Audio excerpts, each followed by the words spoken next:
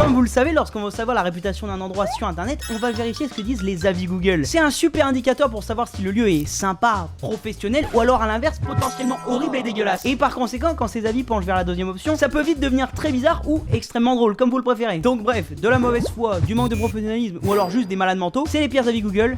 Deuxième épisode, c'est parti. Ok alors, petit avis de Gaël, 1 étoile sur 5, il y a 10 mois, attention. Inadmissible, après avoir demandé de réchauffer mon kebab, il m'a sévèrement jeté le tube de sauce Biggie à la gueule.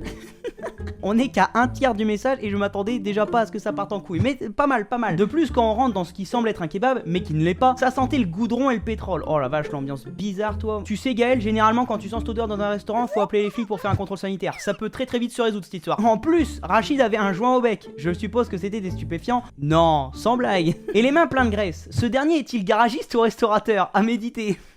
Oh le bâtard. Non, vraiment, quand tu compares un kebab à un garage, faut pas rentrer dans le kebab. Non, parce que les mecs sont censés te vendre un kebab, quoi, pas te vendre une pièce de bagnole. De la cendre sur les tables et les tabourets qui collent. J'ai même aperçu des fourmis montant le long du comptoir. À fuir. Alors très honnêtement, ça c'est un très bon avis, hein, parce que pour le coup c'est totalement mérité. Autant j'ai envie de te dire, le lieu qui est dégueulasse, on peut trouver 1001 excuses, hein, c'est la crise, l'inflation, tout ce que tu veux. Mais bon, le Chogael qui bande à faire réchauffer le kebab et qui se prend un tube de Biggie dans la gueule, bon ça c'est...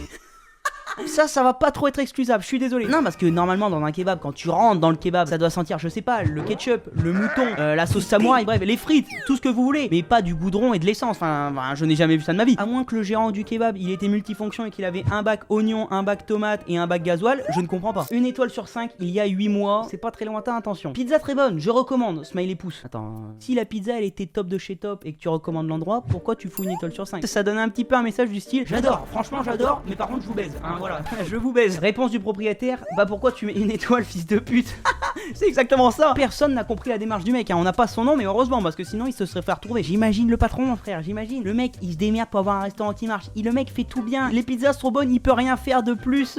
Et il se reçoit un commentaire. Franchement, la pizza elle est magnifique, hein.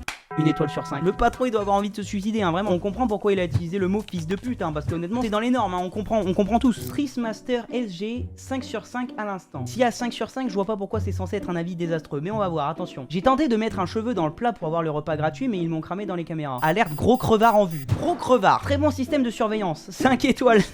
Ah oui d'accord, en fait il met 5 étoiles parce que ok, les caméras, le système de surveillance, ok nickel, c'est même pas vis-à-vis du plat, hein, il en a rien à foutre du plat. C'était très bon, j'y retournerai bien mais je peux plus. Ah ouais mon gars, bah ouais, bah... Hey, j'ai envie de te dire, quand t'es joueur, faut accepter les risques du challenge en fait. Pour le coup je connaissais absolument pas la technique, mais pas con, on peut au moins admettre ça, il s'est fait niquer, donc on peut au moins admettre que sa technique n'était pas mauvaise. Heureusement qu'il y avait des bonnes caméras finalement. Mais en vrai là, le Trixmaster il est fair play, parce qu'il aurait pu très bien mettre 1 étoile sur 5 en disant ouais c'est des enculés, ils m'ont viré. Il aurait totalement pu être dans la mauvaise foi, dans tout ça, renier le fait qu'il a essayé de gruger. Non, il assume. Déjà, c'est pas mal. Ça change de beaucoup de mecs qui n'assument rien du tout. Bon, alors, on a le JB qui a mis 2 sur 5. Attention. Ma pizza supposée faire 26 cm n'en faisait que 23. Photo à l'appui. Oh là là là là. Non, tu te fous de ma gueule, Déjà, première information qui nous dit que c'est potentiellement un psychopathe, le mec se ramène avec un mètre alors qu'il va prendre une pizza. C'est un putain de race, mec. Ah bah non, moi je payerais pas. J'ai payé pour une pizza 26 cm, elle en fait que 23. Preuve à l'appui, j'ai pris mon mètre. Non mais t'es qui? Qui es-tu? Ça paraît infime, mais pour les plus matheux d'entre nous, ça fait quand même 22% de surface de pizza en moins. Oh putain,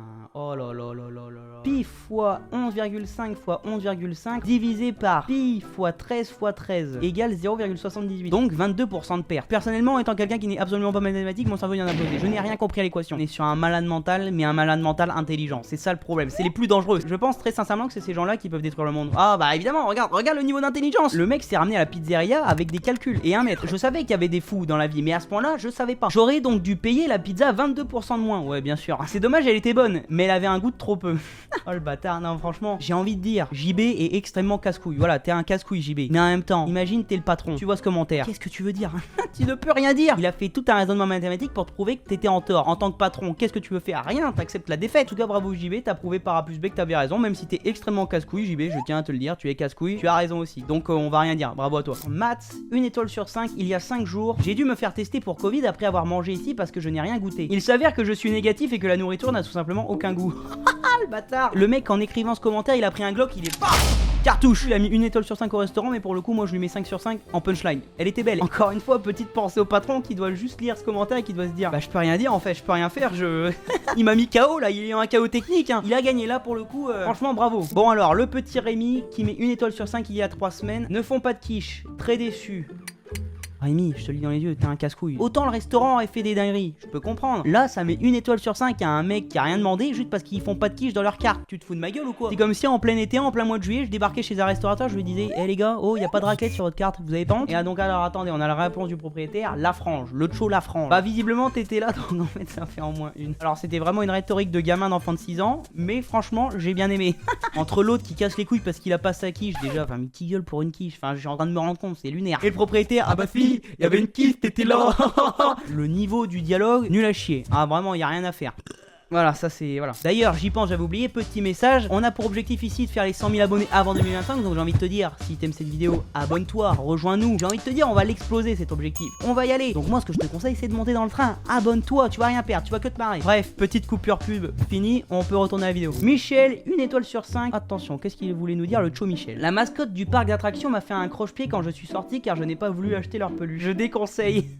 Oh putain, non. Michel, fallait nous dire au moins le nom du parc. Fallait nous dire, c'est quoi? C'est Disney, parc Astérix, qui roulant? Non, ça existe pas. Moi, j'imagine un mec déguisé en Mickey faire des croche-pattes à la sortie des boutiques Disneyland. Oh là là là là, le bonheur. Imagine la mascotte, elle fait ça des gamins de 8 ans. Enculé, t'as pas pris la pluche? Ah, allez, on est peut-être à Disneyland, mais c'est la rue, mon gars, c'est la street. Si tu payes pas, Mickey et Pluto, il te nique ta mère, mon gars, c'est bon? Viens pas chercher des noises, Michel. Viens pas chercher des noises. Ah non, mais je vis juste pour voir cette scène un jour, je vous en supplie. Avis Google de Jawad, 1 étoile sur 5 il y a un an. À fuir, absolument. Si vous avez faim et que vous passez dans le coin, je vous recommande de jeûner. Oh la vache.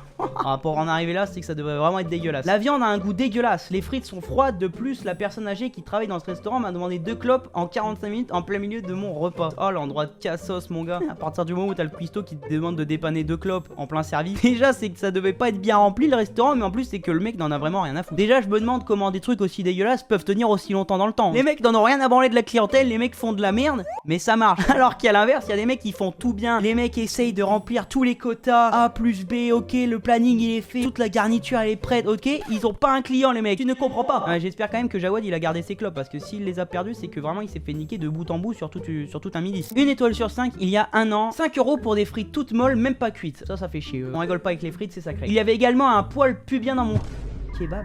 Quoi? Non mais là je m'éloigne carrément parce que ça n'a aucun sens en fait, ça n'a aucun sens. Donnez-moi des jumelles que je voie mieux parce que là je me rends pas compte. Je m'attendais absolument pas à voir l'association de poil pubien avec kebab. Normalement ça va pas ensemble. Ça veut dire que le cuistot ou le gérant du kebab, le mec se rasait les poils pubiens à côté de la broche. Qui fait ça honnêtement? Alors ok, on est tous d'accord qu'il y a des malades partout, mais à ce niveau là faut vraiment être un gros dégueulasse. Quand tu fais ça, tu devrais avoir une affiche placardée toute ta vie avec marqué gros crado. C'était écœurant. Fuyez si vous pouvez. Quand j'ai demandé un remboursement, on m'a donné une claque. Oh les... Oh la vache, putain, non mais c'est grave, hein. C'est trop grave, mais comment ce genre de kebab ça peut tenir quoi? Ça a été fait en 2021, j'espère que depuis 2021 ça a fermé cette merde. Non, parce que le gars demande un remboursement, le gérant il est en mode pourquoi tu veux un remboursement? Les frites elles sont pas faites, elles sont à 5 €. Ok, elles sont pas cuites, mais quand même. Et le poil plus bien, on a le droit de faire raser monsieur. Allez, le mec n'en a rien à foutre, il se met pas en tort, mais c'est un bon gros cassos. Ah. Petit avis mis pour le restaurant Burger King, celui de Valence. Voilà, si vous y êtes déjà allé, attention, il y a un petit avis qui part. 5 sur 5, il y a un an, un employé m'a pété dessus et c'était dégoûtant. Alors bon, tu dis que c'est dégoûtant, mais en même temps tu mets 5 étoiles. Aurais-tu aimé? Je pense qu'on a affaire à un pétophile.